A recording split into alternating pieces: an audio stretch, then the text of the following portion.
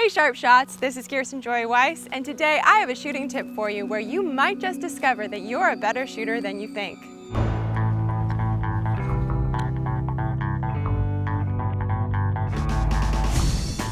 First, I have a question for you. Do you rest your barrel on anything while you shoot? A lot of people do bench shooting and things like that, and they'll put sandbags down and shoot a group to sight in their rifle. And there's a lot of frustration there. A lot of people think that they're not as good of a shooter as they actually possibly are.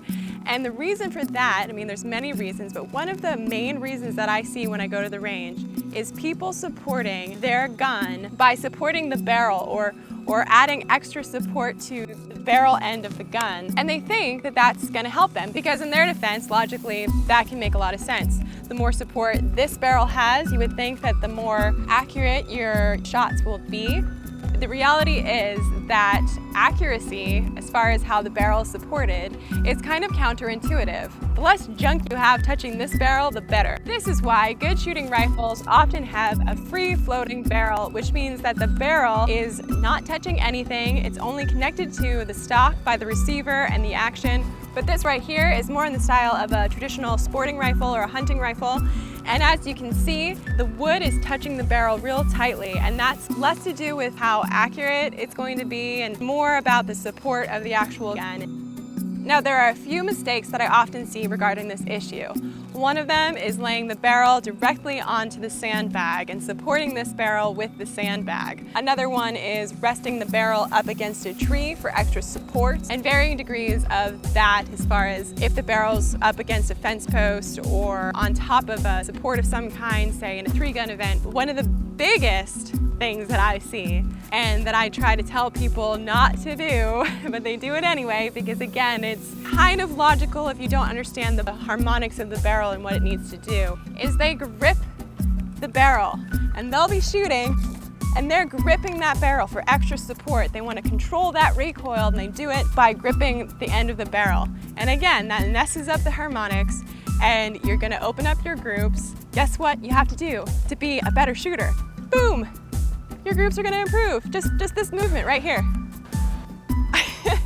And you're going to see your hand comes off and the groups get tighter.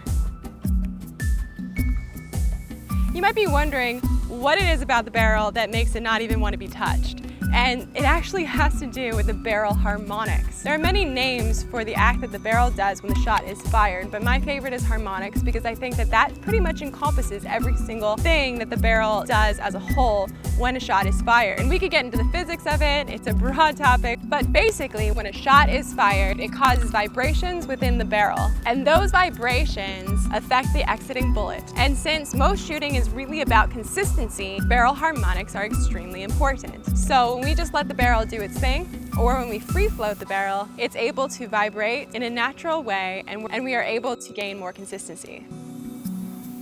Now this topic, like most of the topics that I talk about and most of the tips, is a very broad one. There's a lot of little rabbit trails we could take, but I'm going to stick to the point in this video. However, I will mention that there are a few things that are an exception to this rule, and one of them is tuners. In competition, there's something called a tuner, and we can talk about that another time, but that actually is something people deliberately put on the barrel to affect the harmonics on purpose. Now, when you get really into the process of accurizing and precision, you will learn that every single barrel has sort of its own personality. There's little things that it likes, little things it doesn't like, ammunition, all sorts of wonderful things, and it's really a study, it's really an art.